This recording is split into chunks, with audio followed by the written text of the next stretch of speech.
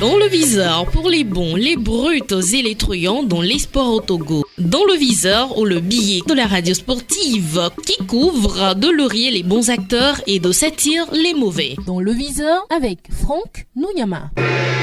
Le chef de l'État nous a instruit de réfléchir à des financements alternatifs. Et les législateurs en 2011 avaient déjà prévu également la réflexion sur les financements alternatifs pour le sport. Parce que les besoins sont nombreux, l'État fait ce qu'il peut faire, mais il faut qu'on imagine d'autres sources de financement. Et c'est là qu'un décret sera pris pour la création du FONADES, le Fonds national de développement de sport. Les décrets sont sur mon bureau, ils seront secrétaire général du gouvernement. Et pour couronner ceux qui se donnent la peine de donner du temps bénévolement et de porter haut le drapeau de notre pays dans les compétitions nationales ou internationales, nous allons créer un ordre du mérite national sportif. Ça fait un peu plus de 8 ans que Guy Madié Lorenzo, ex-ministre des Sports, a fait cette annonce relative à la mise en route du FONADES, le Fonds national de développement du sport. 8 ans après, rien. Le décret est resté sur le bureau du ministre Lorenzo, ou alors il est complètement parti avec et c'en est fini du FONADES. Ce n'est pas normal. Ce fonds, qui dans une certaine mesure devrait apporter une certaine indépendance financière au sport togolais dans son ensemble, il semble aujourd'hui que le Fonds national du développement du sport n'est plus à l'ordre du jour au moment où le sport national a plus que besoin d'argent. Le sport togolais est exsangue. Voilà pourquoi à tous les niveaux ça tangue. Ce mouvement de tangage engage la responsabilité des décideurs parce que ça dégage une odeur qui ne ressemble pas à la terre de nos aïeux. Ce mouvement d'équilibrisme financier finit par rattraper le sport au pays de Fort et Sozimnania Singbe. L'immobilisme financier qui caractérise le sport au Togo devient comme un fléau qu'il faut farouchement combattre. Battre le fer quand il est chaud, dit-on, à un moment où les finances font gravement défaut dans le sport national, au point où l'on a eu du mal avant de payer les primes aux éperviers, au point où le Togo risque d'être absent sur la prochaine journée FIFA. Il est plus que vital de vraiment s'engager sur le chemin du FONADES pour que le sport national cesse de gémir ou de finir sur un dernier soupir. Accuse-t-on les fédérations sportives de détournement, de ne pas faire les comptes? Cette sortie de l'ex-ministre Guy Madié Lorenzo, il y a 8 ans, semble insinuer. Au niveau de la fédération togolaise de football, la CAF, la FIFA